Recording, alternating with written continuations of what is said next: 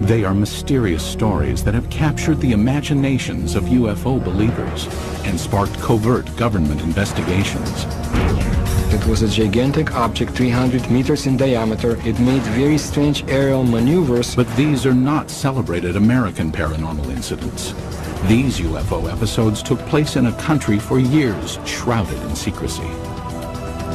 Behind the scenes, the Russian government, the Russian military take this phenomena very seriously. They've been lying directly to their own people.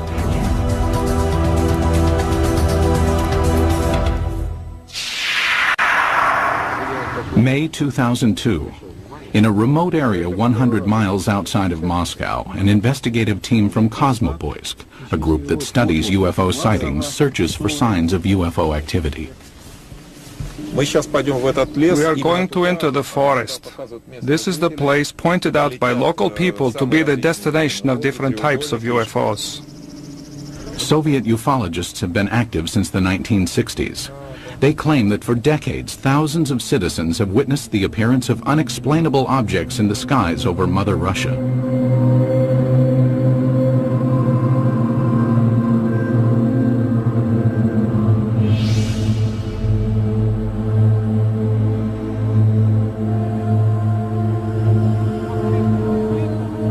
Today, ufologists in Russia work in the open and report their findings freely.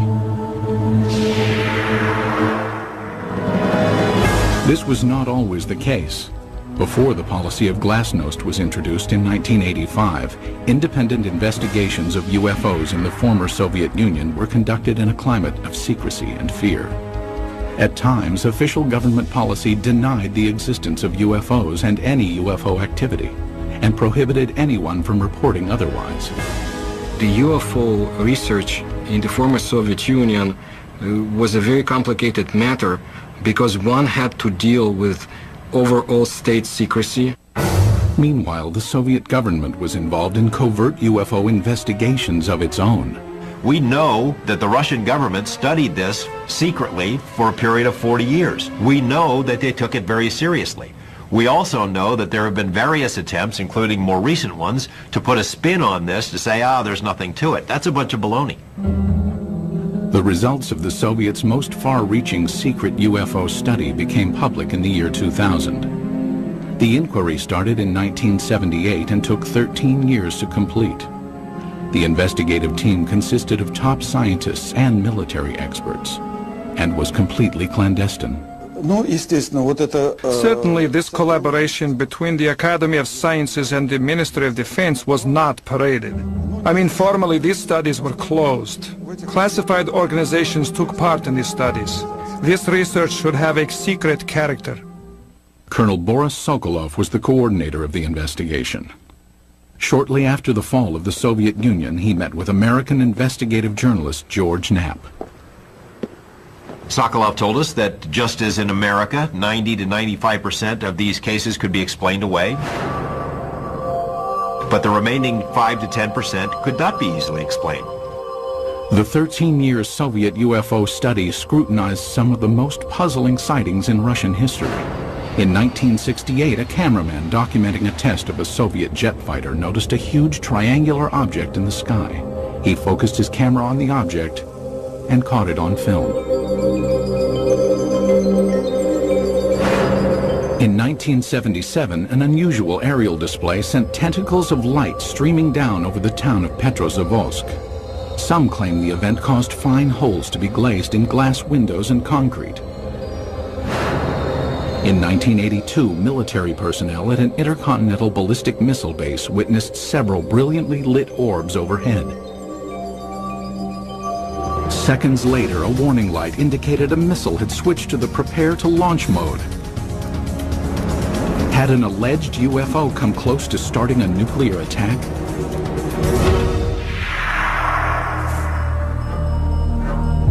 UFO sightings over Russia are not limited to the recent past.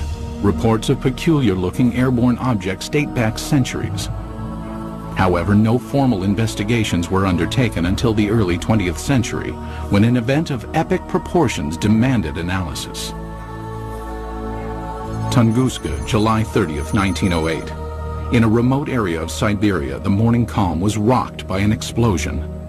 The powerful blast was heard 1,000 miles away.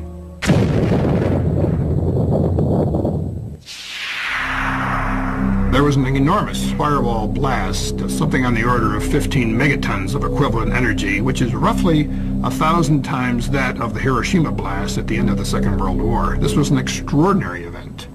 Because of the remoteness of the Tunguska region, it was almost 20 years before any government researchers visited the site. The first expedition to reach Tunguska was headed by Russian mineralogist Leonid Kulik. When the initial expedition got to the Tunguska area in 1927, the natives were reluctant to show the scientists into the region because they thought the god Agdi had devastated the area because of the wickedness that was going on, and he had destroyed the trees, killed the animals. Kulik eventually convinced locals to direct him to the blast location. Believing a meteorite had caused the massive explosion, Kulik assumed he would find a crater at the point of the meteorite's impact. To his surprise, there was none. He looked for meteorite samples on the ground because often when an object hits the Earth, it throws up debris, and the debris is recoverable around the edges of the crater. But of course he didn't find that either. What Kulik discovered has stirred UFO debate for decades. At the blast's epicenter was a frozen swamp with an untouched clump of fully grown trees in the middle. Circled around the grove, 10 million dead trees lay in a symmetrical ring, seemingly mowed down by a cosmic scythe. So here we have an enormous blast site with no crater, no fragments or meteorites around the rim of the crater, and this radial pattern of burnt trees knocked down for some 20 miles in all directions. In the years that followed, others traveled to Tunguska to study the unusual occurrence. There might have been fruits obtained by labors of another expedition sent by the head of the Soviet secret police in the late 1940s. But all we know is that such expedition existed. We do not know what has happened to the items and the information it collected. Further baffling ufologists were reports of radiation damage in the Tunguska blast region. There were also some reports of mutations taking place in plant life, and even some humans apparently suffered some gene damage.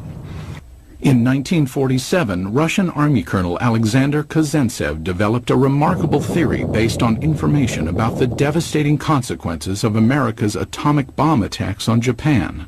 He was listening to the report about the nuclear bombardment. The announcer gave a very long and very detailed description of how and in which direction trees, houses had fallen, and so on, how everything was hit.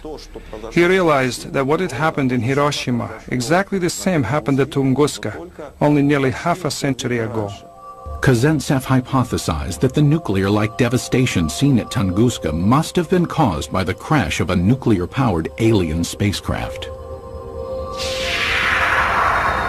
But the scientific community rebuffs the UFO theory. Scientists claim the Tunguska explosion was caused by a rare but explainable natural event. They believe an asteroid dropped to just 3 miles above the Earth's surface and then exploded. As the object came in, it was being decelerated and squeezed by atmospheric forces. It blew up with the force of a hydrogen bomb. The shock wave smashed down the forest, knocking trees away from the blast and resulting in a pattern away from ground zero. But how would an asteroid explosion explain the reports of radiation damage in the Tunguska area? Scientists say it can be attributed to the sheer magnitude of the explosion. As we mentioned before, the blast itself was 1,000 times greater than the Hiroshima blast at the end of World War II. The blast would have generated a series of very high-speed charged particles and would have been the cause of some of the mutations in the gene structures of plants and animals. But to this day, scientific explanations do not satisfy many ufologists. I have been several times to the place where the Tunguska body fell. I intentionally call it body, not meteorite. I mean, the catastrophe of an asteroid, of a comet, or of any other natural body cannot lead to such consequences. A number of expeditions found things that they couldn't explain. There are some people who were saying that the evidence suggested this was some kind of an alien spaceship. That was the kind of magical explanation you use when you don't have enough real science to understand the physics and the astronomy involved. Throughout the rest of the 20th century, magical explanations of unidentified flying objects over Russian skies would continue. And in one instance would help expose a top-secret Soviet military project.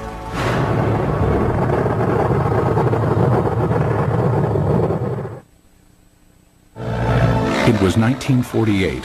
World War II was over, but the Cold War was just beginning. Soviet leader Joseph Stalin had initiated the Berlin blockade and directed his scientists to develop a nuclear weapon to rival that of the United States. It was during this period that some claim Stalin grew concerned about UFOs. It is said his interest stemmed from reports of a 1947 UFO incident in Roswell, New Mexico. New Mexico in 1947 would have been a hotbed of Soviet espionage because we had all kinds of stuff there. The 509th Bomber Wing, the only atomic bomber wing group. Purportedly, Stalin ordered Sergei Korolev, the founder of the Russian space program, to analyze information about the supposed Roswell crash and report his findings. Mr. Korolev came up with an answer. Yes, UFOs exist. No, they present no immediate threat. And after evaluating the information, all that the Russians had acquired on Roswell and on UFOs, Korolev concluded UFOs are real. They appear to be intelligently controlled. That's what he told Stalin, and Stalin in turn said, that's what my other people have concluded as well. While concrete proof of the conversation does not exist, several Soviet scientific agencies did begin investigating UFOs in the ensuing years. Stalin, after getting this information about Roswell and UFOs in general, did the same thing basically that the American government had been doing. He condemns UFOs in public and then conducts secret tests behind the scenes. He had all sorts of high-level scientists who would research the problem for him and then report to military officials, all behind the scenes. Also hidden from public view were UFO reports culled from Soviet Air Force pilots. Between the mid-1950s and mid-1960s, pilots reported approximately 15,000 UFO sightings. It is very difficult to find a pilot who has been flying for many years and has never seen a UFO. Most of these sightings can be easily explained. In an era of superpower distrust, flights of American spy planes and spy balloons were common over Soviet skies. But investigative journalist George Knapp, who has viewed portions of the Soviet UFO files, found some of the pilot sightings perplexing. There were 40 instances where Russian warplanes were sent after UFOs. This is not temperature inversion, this is not a weather balloon, this is not swamp gas, these are craft floating around in the airspace of Russia, and they sent warplanes to go chase them. While pilots continued to report strange objects in the sky, none could offer tangible evidence to support their claims. But in 1968, over the skies of Riga, Latvia, an alleged UFO sighting was caught on film. As a Soviet propaganda film crew documented a test flight of a fighter interceptor jet, the pilot noticed an unusual object high in the sky.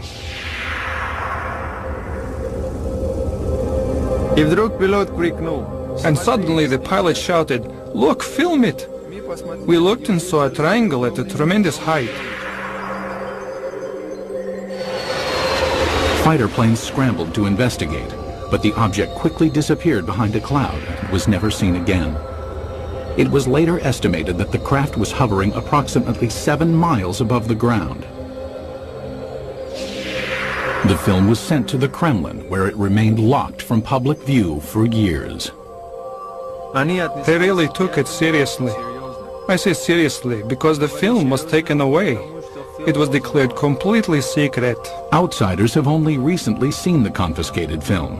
While some maintain the film is conclusive evidence of a UFO, Skeptics argue the vehicle was most likely a French-made high-altitude research balloon. As secrecy enveloped all government discussions of UFO issues, an underground army of Soviet ufologists began to form in the USSR. They kept their studies concealed. Russians who study UFOs in this period report that they had a very serious feeling of threat from the Soviet government, that they were doing something which the Soviet government disapproved of. The leader of civilian UFO research was Felix Ziegel, the man considered the father of Soviet ufology. Felix Ziegel was a Soviet scientist. He was a doctor of mathematics and astronomy at the Moscow Aviation Institute. He made it his job to find out why are the strange objects or in the skies of his country. Ziegel challenged the Soviet system by conducting paranormal lectures, organizing independent UFO investigations, and urging Soviet citizens to report any and all sightings. His efforts were not without risk. We cannot say, of course, that people would be put in jail for it, but still Ziegel suffered. He was harassed both in his place of work, at the Institute of Aviation, and he was harassed by the state government authorities. Ziegel and his investigators spread information about UFO sightings through an underground press network. Samizdat, private publications used to disseminate information, were strictly forbidden by the Kremlin. In his time, brochures were printed in a samizdat way. They were collections of observations and letters, typed in 5 to 10 copies. All materials were typed with the use of carbon paper.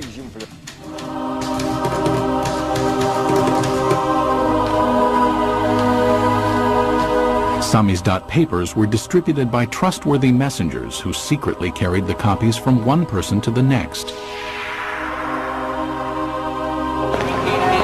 UFO information circulated in this covert manner until 1967, when suddenly it seemed as if ufologists were given a reprieve from government censure.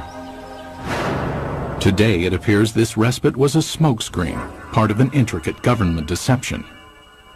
The complex ruse began in 1967 when citizens reported multiple sightings of crescent-shaped UFOs over the skies of the Ukraine and the lower Volga Valley. It was also seen as far south as the Caucasus Mountains, where many astronomers in observatories in the Caucasus Mountains would see these objects flying horizontally from west to east, crescent-shaped, heading toward the east. For reasons unknown at the time, the government allowed press coverage and independent study of the sightings. Felix Ziegel was granted permission to form a government-sanctioned investigative committee made up of over 200 scientific and military experts. In October 1967, they convened at the Central House of Aviation and Cosmonautics in Moscow. Their goal? Determine the cause of the mass sightings. On television and in newspapers, Ziegel's committee appealed to Soviet citizens to report information on UFOs. For the first time in Soviet history, UFOs seemed to be an open topic. It was like a breath of fresh air.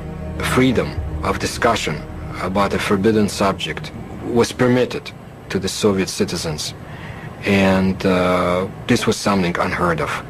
And alas, it did not last long. Within a few months of Ziegel's televised appeal, the steel jaws of Soviet censorship clamped down. Reporting of UFOs was once again off limits. The subject was dropped from the controlled media, and Ziegel's committee was ordered to disband. The committee was to encourage people to report.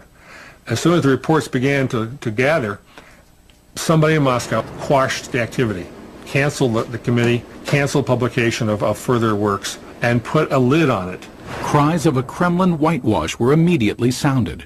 Why the cover-up takes place, I don't know. Is there a cover-up? There's no question about it. But what they were covering up is the question. UFO buffs believe they were covering up alien visitations. I think the evidence is clear they were covering up descriptions of their own secret military aircraft and missile activities and satellite activities. Scientist and NASA consultant James Oberg came to this conclusion in 1977 after studying Soviet space vehicle launch patterns and comparing them to the dates of the 1967 sightings. He deduced that the crescent-shaped objects witnessed in the sky were not alien in nature, but could be attributed to secret tests of a new Soviet missile warhead.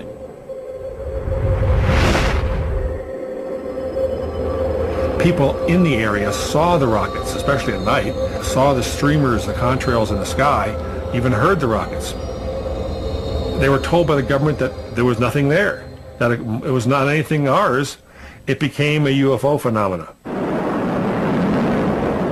Later dubbed by the Pentagon as a fractional orbital bombardment system, the Soviets had good reason to keep the tests secret.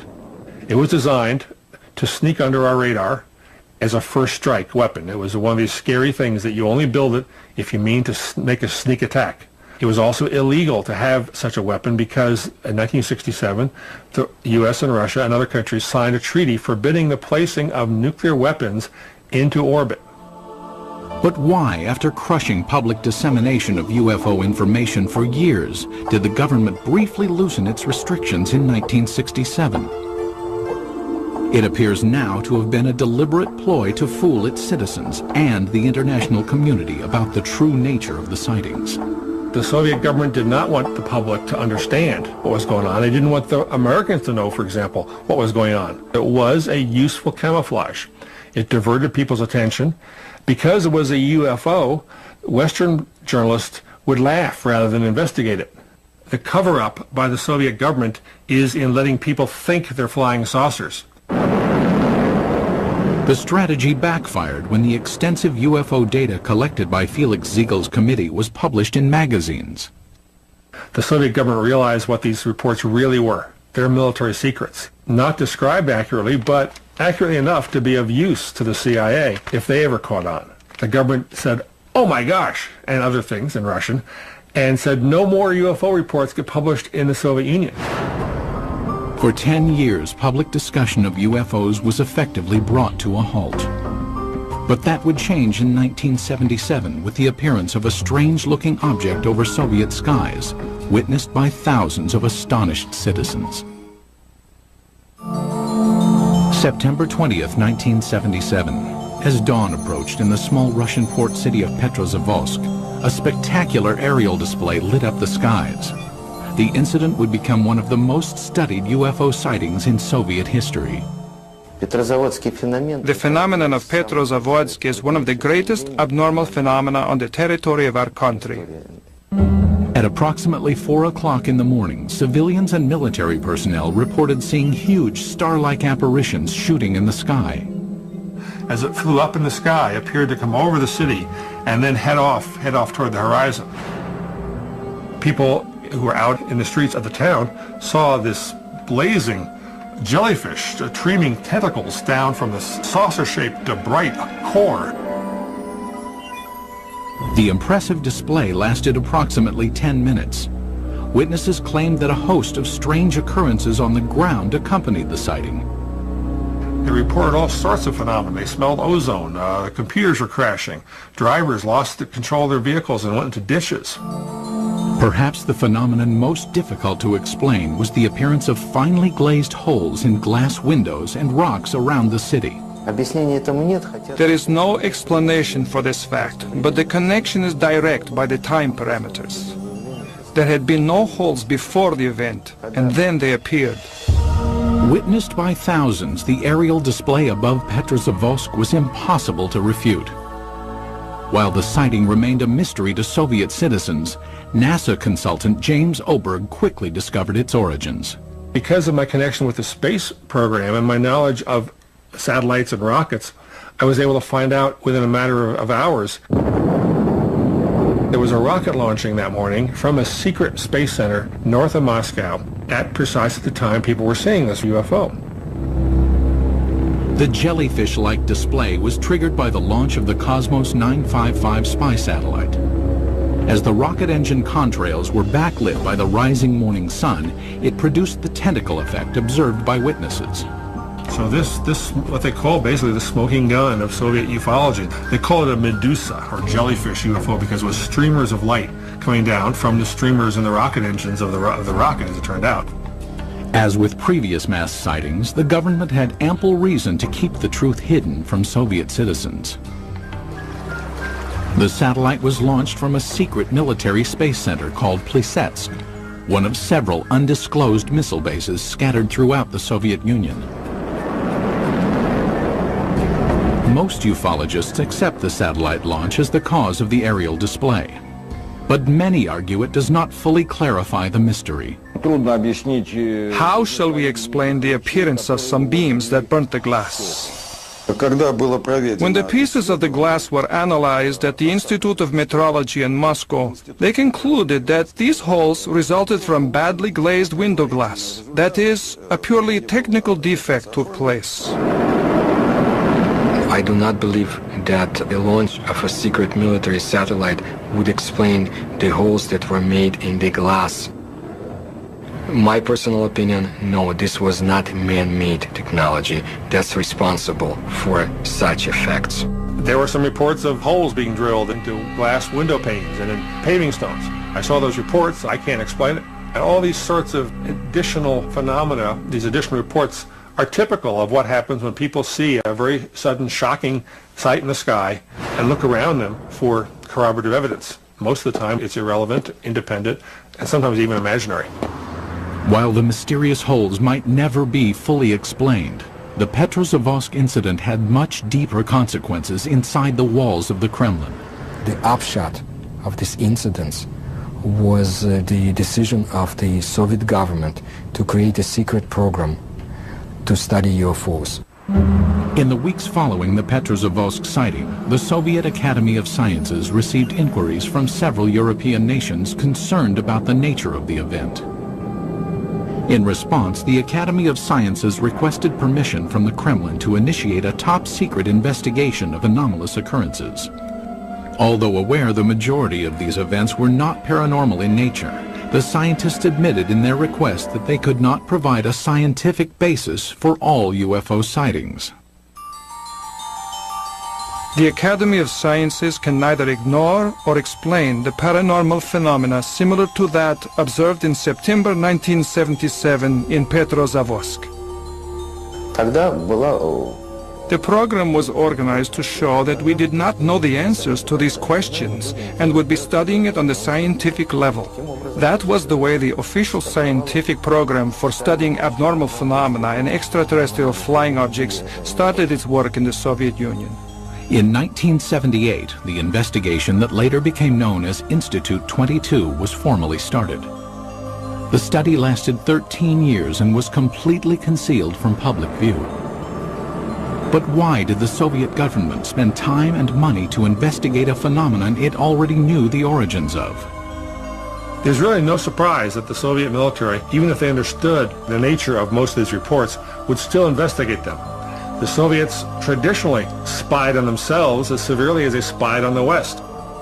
If they already knew that these are missile tests, why do they have to have a nationwide study behind the scenes? I mean, it's not like the results of the study were ever going to be published anywhere. It was a secret.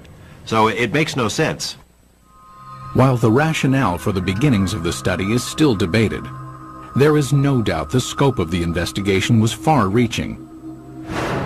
The Institute 22 inquiry was conducted jointly between the Soviet Academy of Sciences and the Ministry of Defense.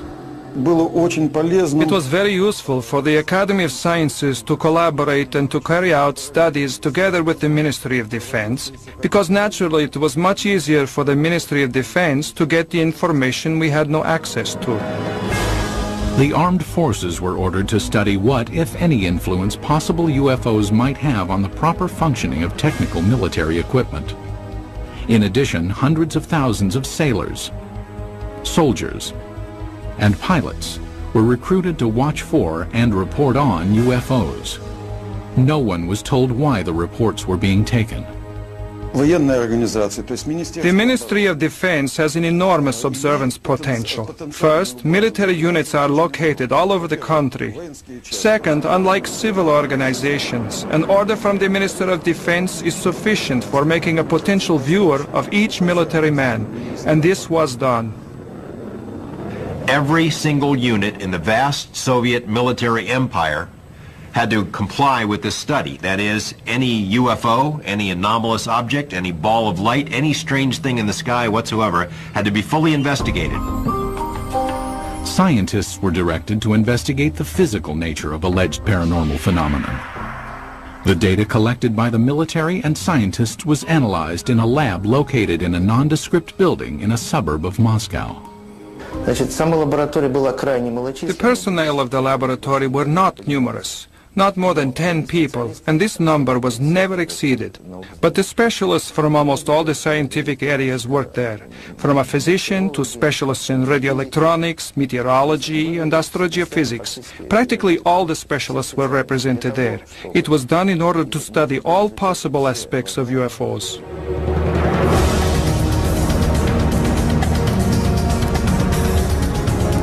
Six years into the study, Institute 22 would be called on to scrutinize an incident of global consequence, when a suspected UFO incident placed the world on the brink of nuclear war.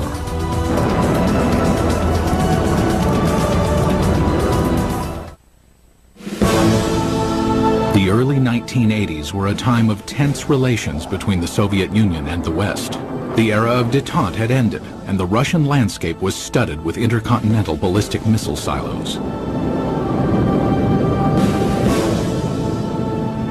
Each contained nuclear weapons aimed westward.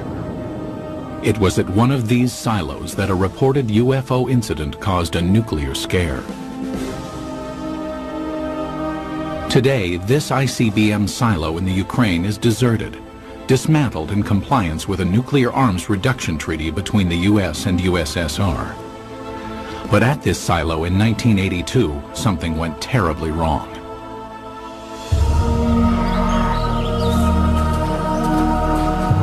It started at approximately 6 p.m. when soldiers and villagers in the nearby town of Bielokorovichi witnessed a strange object in the dusk sky.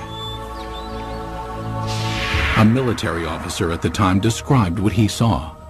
I was riding a motorcycle not far from here. I saw a large object in the air. It had a perfect geometric shape. At the same moment inside the silo, an emergency warning light indicated that a nuclear missile had switched to launch mode. The most telling testimony comes from the communications officer who said that somehow something entered the correct code. But Moscow had not ordered a launch, nor had any personnel in the bunker touched the control panel.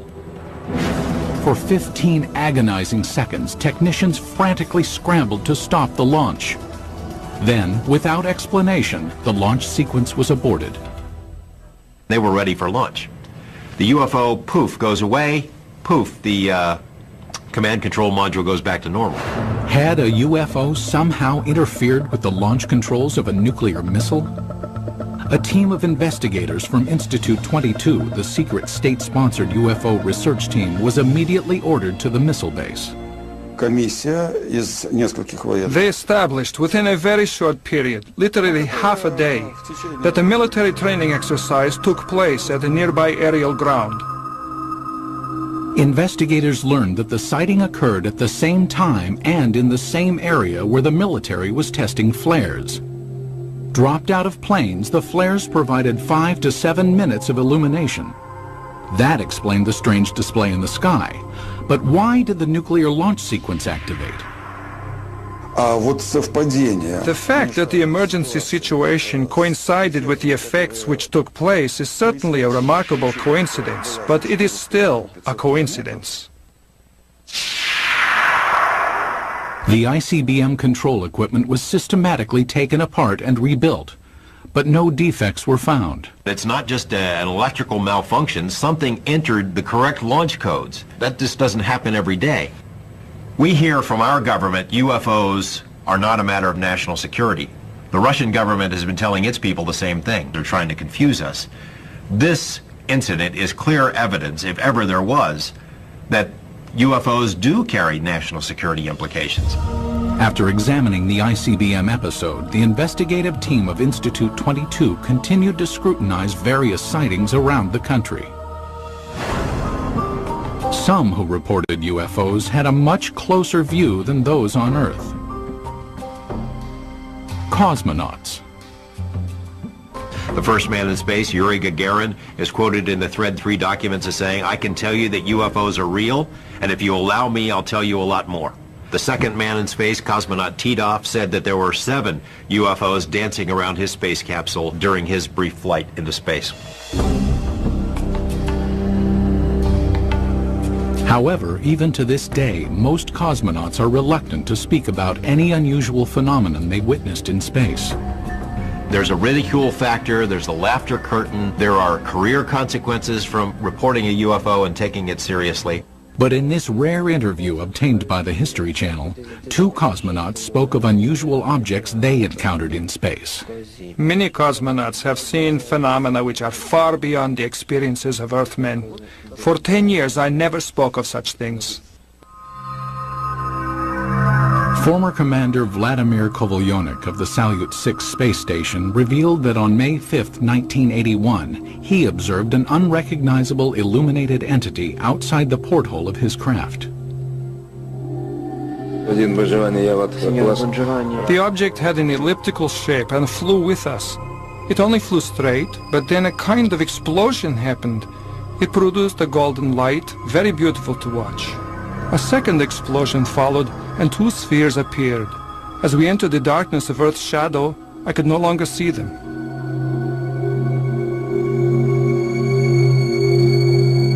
On a Mir mission in 1991, cosmonaut Musa Manarov managed to videotape an anomalous object during a routine docking procedure. I was looking out the biggest window. It was directly in front of me. I am familiar with the construction of all spaceships, but this was different. There is ongoing debate about sightings of unidentified objects by cosmonauts and American astronauts alike. Skeptics insist there is enough debris left in orbit to constitute a plethora of unusual sightings.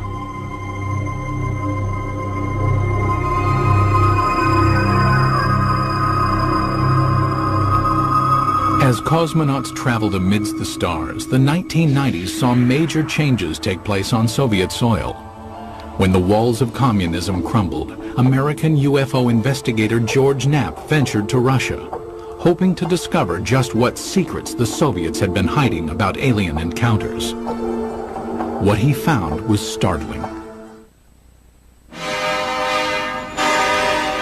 Beginning in the mid-1980s, the leaders of the United States and the Soviet Union conducted several summits aimed at reducing both nuclear arms and tensions between the 2 superpowers. Shortly after one such meeting, President Ronald Reagan revealed he and Mikhail Gorbachev had discussed the topic of alien encounters. I couldn't help but say to him, just think how easy his task and mine might be in these meetings that we held if suddenly there was a threat to this world from some other species, from another planet, outside in the universe. We'd forget all the little local differences that we have between our countries. Reagan made 5 different public statements, including one to the United Nations, that, well, boy, wouldn't it be something if UFOs were suddenly a threat to us and we'd all get together? And so Gorbachev kind of responded, yeah, it sure would. You know, we would get together. Lo and behold, we did get together. You know, the wall came tumbling down, perestroika, glasnost. With the collapse of the Soviet Union came a new era of openness in Russia. Thousands of miles away in Las Vegas, Nevada, investigative journalist George Knapp, who had studied many American UFO incidents, realized the time was perfect to explore Russian reports. 3 years ago, we have succeeded in obtaining several hundred pages of secret Russian UFO documents and photos. Other Western journalists followed. Today, it's a new ballgame. The lid has been dropped on government UFO files, although there is still plenty of information to be found. It occurred to me, now may be the time to go ahead and try to find out what the Russians know about UFOs. It was a tumultuous, crazy time, but a wonderful time to be there as a journalist. In 1993, Knapp traveled to Russia and was introduced to Boris Sokolov, the coordinator of Institute 22. Like many government-funded scientific projects from the era, Institute 22's funding had been cut and the project disbanded. Sokolov provided Knapp with some of the recently declassified UFO files, containing information on the cases that were more difficult to explain. He had culled from the thousands of reports some of the most interesting ones and had kept them in these binders, and we were able to get them and bring them back. Why would the Russian military study all of this stuff? Colonel Sokolov said it was a very practical reason. They knew that UFOs could do things that their planes couldn't. Figured by studying it, they may be able to get an advantage over us in terms of stealth technology. Upon returning to the United States, Knapp made some of the files public. As a result, Colonel Sokolov was ridiculed by some back in his homeland. Officially, Russia was a democracy, but the communists still had a lot of influence. There were communist newspapers that attacked him broadly as being a sellout to Mother Russia. But the public scorn Sokolov endured was certainly less severe than the consequences he might have been subject to in the old Soviet Union. My friend put it this way. He said, if this had happened 5 years ago, we would be in prison. If it had happened 10 years ago, we'd all be shot for giving up these secrets. But in 2000, the relaxed political climate allowed Sokolov and scientist Yuli Platov to publish a report summarizing the findings of Institute 22. Entitled The History of UFO State Research in the USSR, the report concluded that of the 3,000 UFO sightings investigated, 90 to 95% of the incidents could be attributed to man-made phenomenon, mostly missile launches and research balloons. The remaining 5 to 10% could not be easily explained. He was not willing to conclude that any of these things were extraterrestrials or interdimensionals or aliens from the future or anything of that sort. The thing is that before, the enthusiastic ufologists had affirmed in literature that all we saw was due to contacts with the extraterrestrial civilizations. No. It turned out that only a very small percentage of events remained unexplained. But in a land that for so long concealed information and suppressed dialogue, many ufologists wondered if the report revealed the entire truth. There is a vast treasure trove of KGB documents on this topic somewhere that no one has ever seen. And I know the KGB did release some documents in the early 90s, but it is presumed by a lot of folks that the best stuff is still hidden in a vault somewhere. What happened to the files? Who keeps them? Until we ourselves go through the files, we cannot say whether what Mr. Platov and Mr. Sokolov say is true. It will probably never be known exactly how many Soviet UFO files remain classified, or what they contain. Most in the scientific community doubt any smoking guns exist in the unseen files. People in Russia still have a very powerful sense of gossip and rumors, because under Soviet days, so many things were illegal to talk about, illegal to know. So they replaced the reality with a very rich mythology. UFOs became part of that mythology in Russia, and it's still a very powerful theme over there. But many UFO enthusiasts remain suspicious, believing that the proof of alien encounters exists and is still being hidden.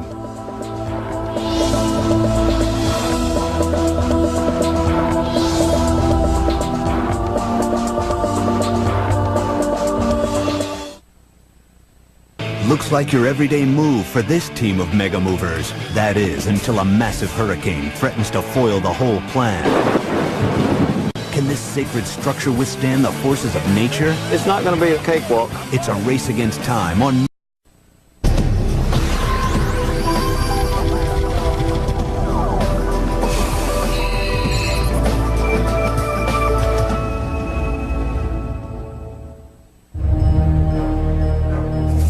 They are mysterious stories that have captured the imaginations of UFO believers and sparked covert government investigations. It was a gigantic object 300 meters in diameter. It made very strange aerial maneuvers. But these are not celebrated American paranormal incidents. These UFO episodes took place in a country for years shrouded in secrecy. Behind the scenes, the Russian government, the Russian military take this phenomena very seriously. They've been lying directly to their own people.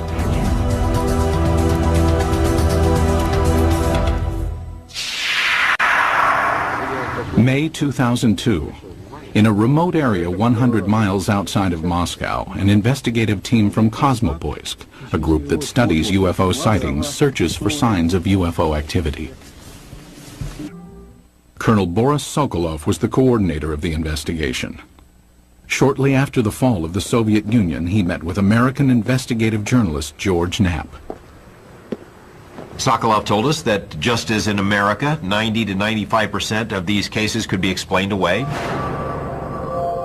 but the remaining 5 to 10% could not be easily explained. The 13-year Soviet UFO study scrutinized some of the most puzzling sightings in Russian history.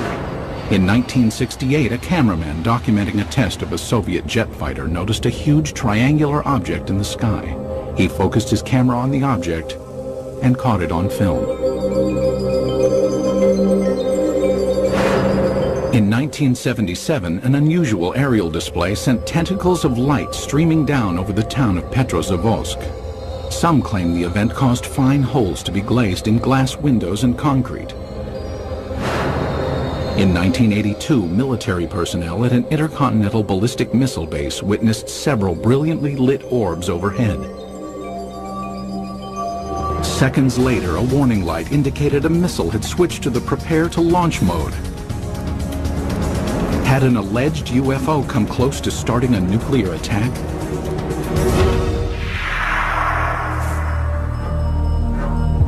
UFO sightings over Russia are not limited to the recent past. Reports of peculiar-looking airborne objects date back centuries. However, no formal investigations were undertaken until the early 20th century, when an event of epic proportions demanded analysis. Tunguska, July 30th, 1908. In a remote area of Siberia, the morning calm was rocked by an explosion. The powerful blast was heard 1,000 miles away.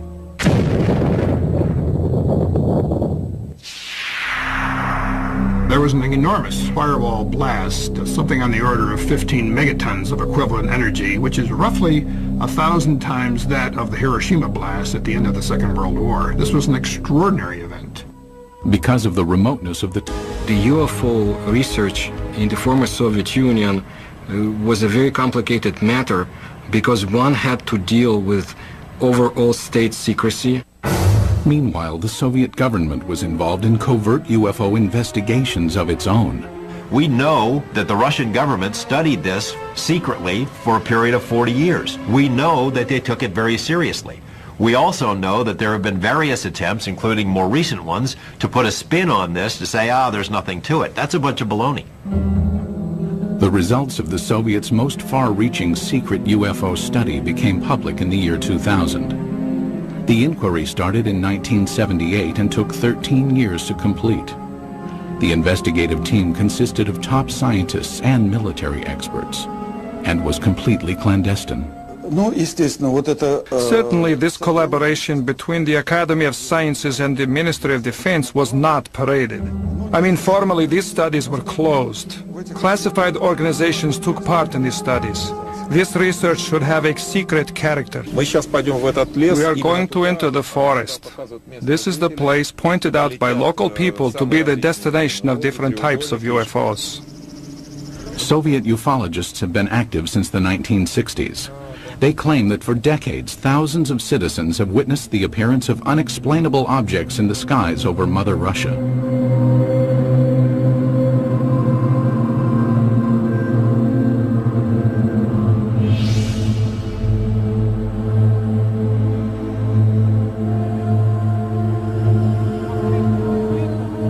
Today, ufologists in Russia work in the open and report their findings freely. This was not always the case. Before the policy of glasnost was introduced in 1985, independent investigations of UFOs in the former Soviet Union were conducted in a climate of secrecy and fear. At times, official government policy denied the existence of UFOs and any UFO activity, and prohibited anyone from reporting otherwise.